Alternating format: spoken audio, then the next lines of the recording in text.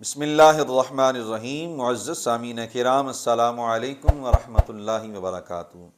حضرت ابو بردہ رضی اللہ تعالیٰ عنہ آپ روایت کرتے ہیں کہ حضرت ابو موسیٰ اشعری رضی اللہ تعالیٰ عنہ آپ کے وصال کا وقت جب قریب آیا تو آپ نے اپنے بچوں کو بلایا اور بچوں کو بلا کر آپ فرمانے لگے، بیٹا روٹی والے کو یاد رکھنا۔ اب جب یہ بات کی تو حضرت ابو موسیٰ اشعری رضی اللہ تعالیٰ عنہ پھر خود ہی یہ بات آگے بیان کرنا شروع ہوئے کہ روٹی والے کا واقعہ کیا ہے۔ آپ فرمانے لگے کہ ایک عابد تھا، عبادت کرنے والا تھا، ہر وقت اللہ رب العالمین کی عبادت کرتا رہتا تھا، اللہ رب العالمین کی بارگاہ میں سجدے ٹیکتا تھا، وہ صبح کو روزہ رکھتا، رات کو عبادت کرتا، 70 سال تک وہ اپنی جھونپڑی کے اندر رہا۔ جب 70 سال کے بعد اپنی جھونپڑی سے نکلا نا تو حضرت ابو موسیٰ اشعری رضی اللہ تعالیٰ عنہ فرماتے ہیں اپنی جھونپڑی سے نکلا تو ایک عورت پر فریفتہ ہو گیا، اس نے اس کے ساتھ 7 دن اور 7 راتیں گزاری۔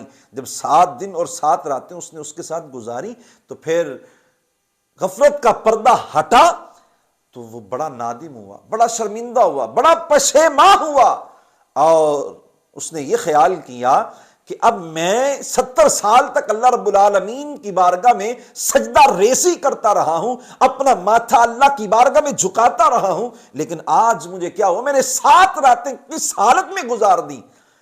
جب غفلت کا پردہ ہٹا تو وہ مارا پھر رہا ہے، قدم قدم پر اللہ کی بارگاہ میں توبہ کر رہا ہے کہ یا اللہ تو مجھے معاف فرما دے، نمازیں پڑھ رہا ہے، پھر عبادت کر رہا ہے، لیکن اس کی توبہ قبول نہیں ہو رہی۔ اب وہ توبہ کرنے کی غرض سے چلتا پھرتا تھکتا ہارتا وہ جا رہا ہے، دیکھا ایک جگہ پر 12 مسکین ہیں۔ اب یہ بھی تھکا ہوا تھا، چونکہ یہ نکل چکا تھا کہ میں نے اب عبادت کرنی ہے، اللہ رب العالمین کی بارگاہ میں معافی مانگنی ہے، اب یہ نکل چکا تھا۔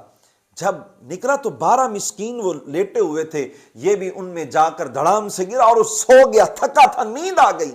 اور وہ جو 12 مسکین رہتے تھے ان کو ایک راہب روزانہ ایک روٹی دیا کرتا تھا۔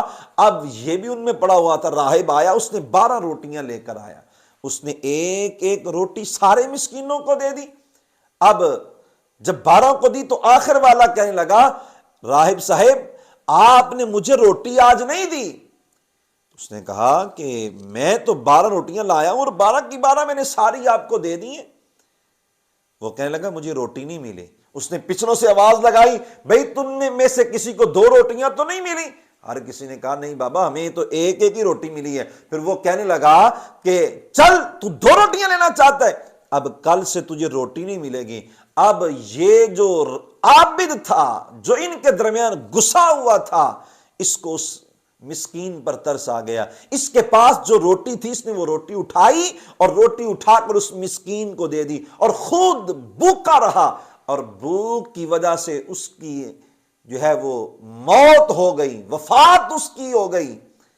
جب وہ فوت ہوا اللہ رب العالمین نے اس کا اعمال نامہ چیک فرمایا، ایک پلڑے میں 70 سالہ عبادت رکھی، اور ایک پلڑے میں جو 7 راتیں اس نے ایک عورت کے ساتھ گزاری تھی نا وہ ایک پلڑے میں رکھی۔ اب 70 سال کی عبادت کم پڑ گئی اور 7 راتوں کے گناہ زیادہ ہو گئے۔ اب جو اس نے نیکی کی تھی، ایک روٹی اللہ کی راہ میں دی تھی، مسکین کو دی تھی، اب وہ اس کے نامہ اعمال میں رکھی تو اب وہ 7 راتوں کے گناہ کم پڑ گئے۔ جو اللہ کی راہ میں اس نے ایک روٹی دی تھی نا، وہ راہب سے لے کر مسکین کو دی تھی، اب اس کی وجہ سے اس کے نامہ اعمال بڑھ گئے نیکیوں والے۔